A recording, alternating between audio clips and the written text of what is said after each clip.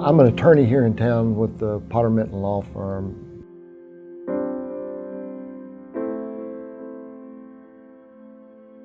My wife's name is Mo, and we've been married over 30 years.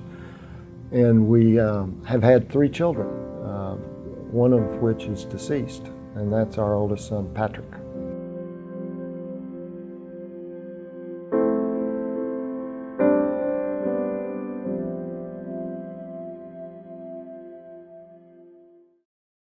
Patrick was a great kid, starting point guard at All Saints, popular. We had kids over at the house all the time. My daughter Marcy and Ryan, you know, we were a tight-knit family, and Patrick loved his family. He went to Texas Tech and had a roommate, and so I'd talked with him one week before I get the phone call that told me there were serious problems. But you know, he was talking about going to football games. He was talking about how cute the girls were at Texas Tech.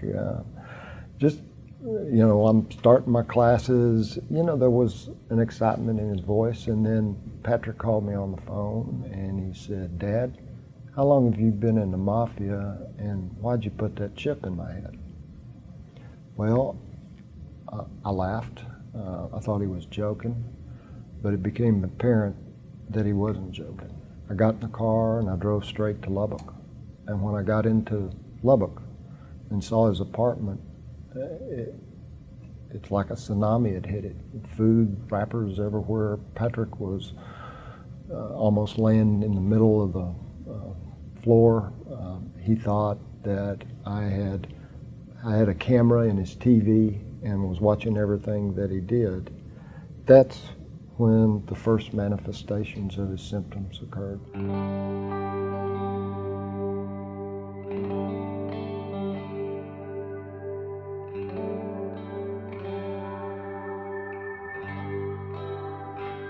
And Tyler, in my opinion, is one of the greatest cities to live in the United States.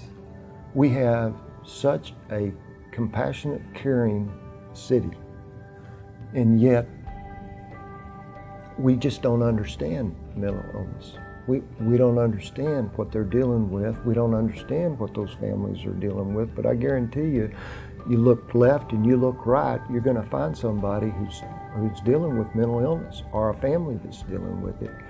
And because Tyler cares, we need to come to something like this conference on September 20th, where we can gain more understanding and we can do what Tyler's famous for doing. You know, when somebody gets cancer, they rally around them, okay? This community is great. When somebody has a severe illness, this community rallies around that family. But yet, that doesn't happen with mental illness. And it's because we don't understand that that is an illness. You see, for Patrick, he didn't want that illness any more than we wanted him to have it. You know, Patrick didn't do anything to cause it. And that's the case with mental illness. They don't do anything to cause it. It happens. Now is a time that we've got to come forward as a group and say, I have a mental illness, or my son, or my daughter, or my mom, or my dad have mental illness. And I've got to get with people that understand this. And that you can only do that by going public.